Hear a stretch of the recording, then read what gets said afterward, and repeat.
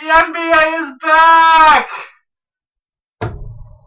Ladies and gentlemen, the NBA is here. It is the best time of the year, and Waterboy Sports are here to cover it. This is your host, Ben, here. And Zack. And Zack, the NBA is finally here. I know. I could not be more excited. We watched the first couple of games. We're feeling good. Loving it. It's been a great couple of days. It seems like there was like 12 games on last night, and it was beautiful. I really missed looking at NBA box scores. I know, right? Gosh, it's a beautiful thing. Mm-hmm. Except the Pistons box scores. Shout out to you, Stanley Johnson, 0 for 13. Yeah, we'll get there eventually. But so we're just here to react to the first 2 days of the NBA season, and I think the biggest headline coming out of the first 2 days is obviously the Gordon Hayward injury happening really 6 minutes into the NBA season. Yeah, that was a brutal injury to watch. I think everybody can kind of acknowledge that. Even if you're not a Celtics fan, that was hard to watch. I mean, you saw the way even the Cavs players reacted and the fans. So, no one wants to see that. Get well better, Gordon. Yeah, and like at least for me, almost it put a little bit of a damper on the opening night. At least for the first game. Yeah, for sure. It was hard to watch the Celtics try and come back from that in the first half, especially. You could tell they were playing with some heavy hearts there. Yeah, I mean, I don't want to take a shot at the Celtics already, but the second night it looked like they were playing with some heavy hearts as well. I mean, they didn't look good. No, I mean, Giannis came out last night and kind of owned the Celtics. Yeah, I mean, for sure. And of course, it's that position that Gordon Hayward would have been playing. But yeah. So I guess we want to kind of talk about what's the Celtics season looking like now that they lost their free agent star, their premier signing of the off season, Gordon Hayward. What are your initial reactions to that, Zach? Boy, for me, it's not really looking too hot for the Celtics. I mean, Kyrie, he's definitely a good scorer. I've never been very high on Kyrie. I mean, look at what Kyrie did before LeBron came into town. The Cavs weren't really anything.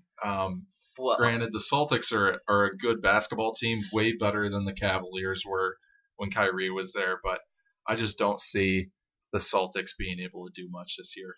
Well, how far do you think they're going to drop? Because you made a point. I still think they're a very solid team. Yeah, I mean, I previously had them as the 1 seed. That's definitely not gonna stay there. I think that they'll fall to 3 or 4.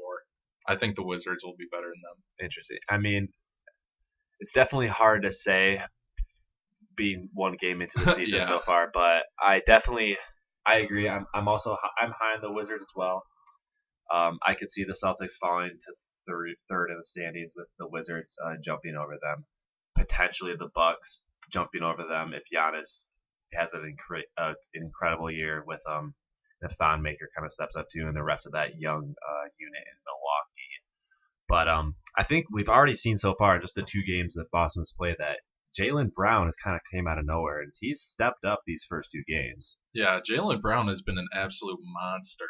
I mean, that summer league, I think he just kind of fed his soul, and he realized like, hey, I can be like a beast in this league. I'll dominate in the summer league, and I'll come out and I'll do the same thing against regular NBA veterans. And I think, that summer league really helped him out. So did the playoffs last year. He got some big minutes in the playoffs last year. Brad Stevens showed some faith in him, and he's come out and shown that was not in vain. He's definitely playing well.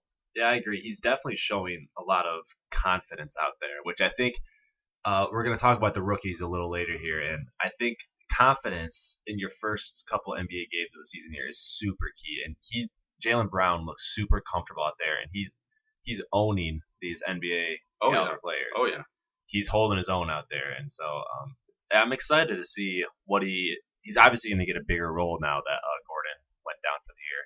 So I'm interested to see how he embraces that role, and it's looking so far that he's going to do a good job. Yeah, I was also pretty impressed with Tatum so far too. He's showing that he could be a pretty efficient option. I mean, obviously right now he's not going to be like that go-to guy, but I think right now he's going to have to definitely step up. He's going to have to grow into himself a lot earlier than they're expecting him to.